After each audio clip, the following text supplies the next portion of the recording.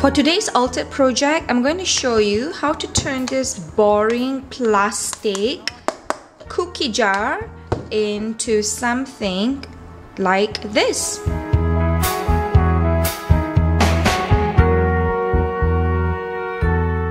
While waiting for my paint to dry, I have cut up some lace and a satin ribbon because I want to make a fabric flower, and both of them measure about 10 inches, and I'm just going to spray my lace with cotton candy pink, Starburst, and then I'm going to mix in a little bit of Cosmopolitan Pink.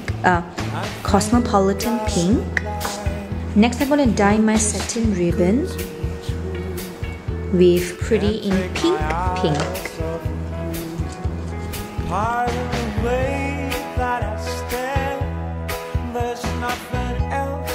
And then I'm going to mix a little bit of Rambling Rose Pink, and then I'm going to leave this out to dry.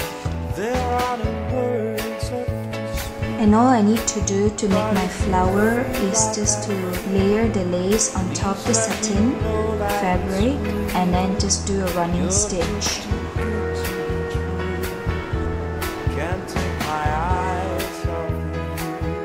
I'm taking a Butterfly Garden Baubles, and I'm just taking the clear button and I'm going to use it as my center. Taking a white sheet of paper from Paper Tray Ink, I would like to make my own pattern paper. I'm just taking my script stamp for my correspondence darkroom door stamp and then stamping it on a piece of paper. I'm taking my darkroom door butterfly stamps and I just took out some random butterflies, and I'm going to stamp on my white piece of paper, tray ink paper, to make some pattern papers. I'm stamping the butterfly first because later I want to do a masking effect.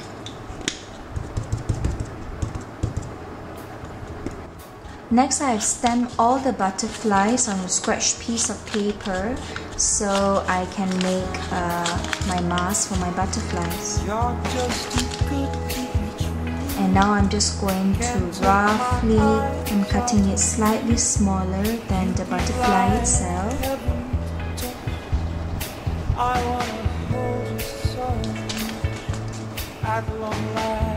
Using temporary adhesive, I'm going to tape my mask on my butterfly, and I've already masked the butterflies here. And because it's just pattern paper, I'm not really being fussy on the mask to be the exact size, and not all the butterflies has masks because I really want to do a quick job here. The front script stamped, I've stamped it with red brick, and for the butterflies I've stamped it with Brilliance Rocket Red because I want a contrasting, and I'm stamping it against white paper because I want a very contrasting paper. Next I'm going to trace out the top of my cover, and it is not a perfect circle unfortunately, so it makes covering the top a little bit tricky.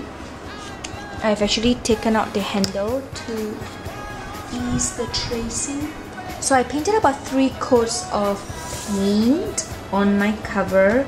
It's not really evenly done. I painted it with the Martha Stewart paint, acrylic paint, which supposedly is able to adhere to multi-surface, even plastic. I painted even plastic, and but I mixed it up with normal acrylic paints because I wanted a certain color, and I think it wasn't really a good idea because the paint didn't really, it stuck to some parts and not to other parts, so hence the unevenness.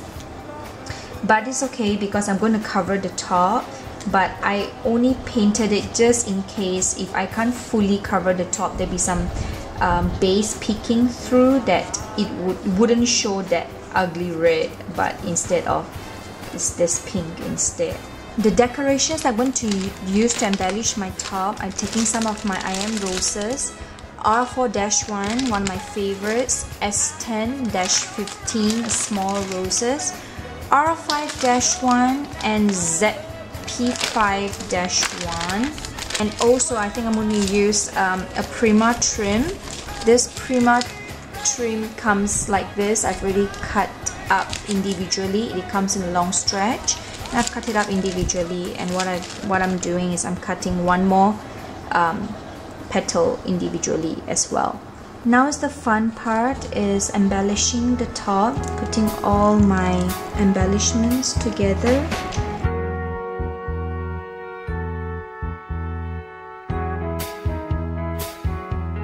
You're just too good to be true.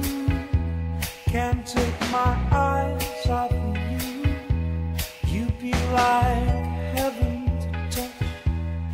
I wanna hold you so much. At long last, love has arrived. I thank God I'm alive. You're just too good to be true. Can't take my eyes off of you. Pardon the way. Alright, the next part's going to be interesting. What I've done is I've cut 3 rows from my favorite Rosette trim from Starcrafters. I just got this Hero Arts super tiny rhinestones, and they are self-adhesive.